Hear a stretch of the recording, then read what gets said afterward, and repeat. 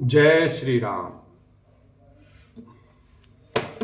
नभ अरु नागर कोलाहल होई, आपन पर कछु सुनहि न कोई। एहि विधि राम मंडप ही आए, अर्घ देई आसन बैठाए। आकाश और नगर में शोर मच रहा है, अपनी पराई कोई कुछ भी नहीं सुनता। इस प्रकार श्री रामचंद्र जी मंडप में आए और अर्घ्य देकर आसन पर बैठाए गए।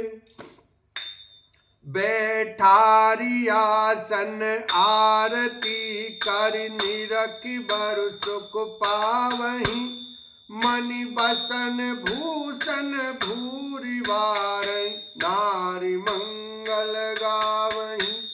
ब्रह्मादि सुरवर विप्र वेश बनाई, कौतुक देखहीं।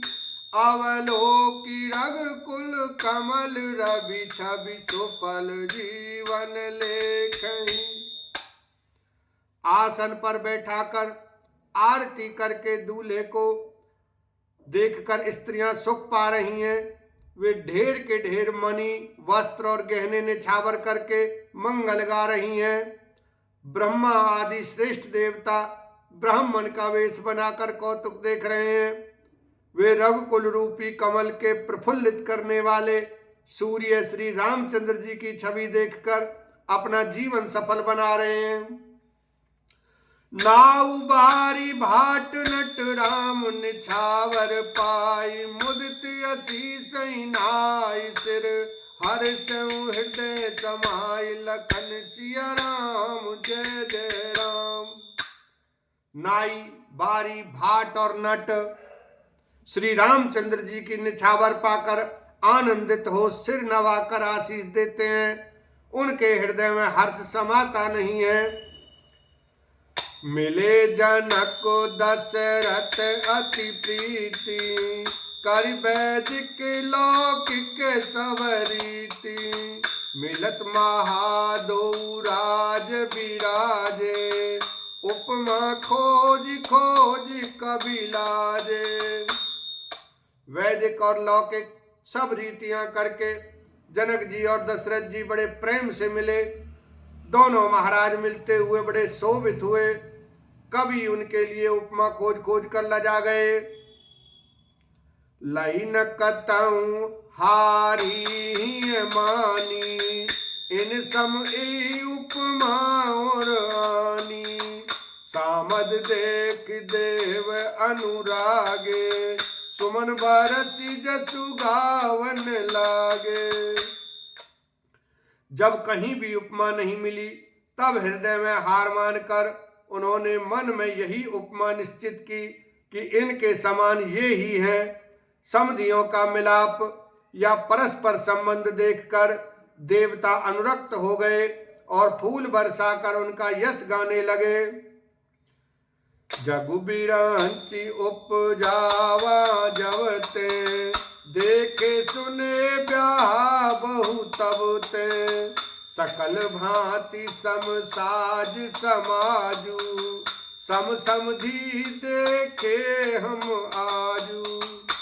वे कहने लगे, जब से ब्रह्मा ने जगत को उत्पन्न किया तब से हमने बहुत विवाह देखे सुने, परंतु सब प्रकार से समान साज समाज और बराबरी के पूर्ण समतायुक्त समधी तो आज ही देखे। देवगिरा सुनि सुंदर सांची, प्रीति अलौकिक दूध सिमाची। दित पावड़े अरघु सुहाए, सादर जनक मंडप ही ल्याए। देवताओं की सत्यवाणी सुनकर दोनों ओर अलौकिक प्रीति छा गई। सुंदर पावड़े और अर्घ देते हुए जनक जी दशरथ जी को आदर पूर्वक मंडप में ले आए।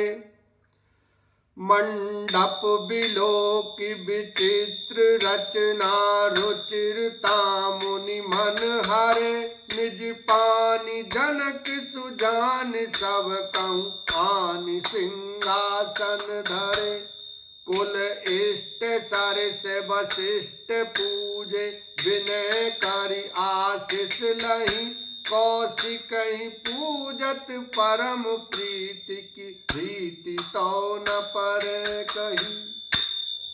मंडप को देखकर उसकी विचित्र रचना और सुंदरता से मुनियों के मन भी हरे गए, मोहित हो गए।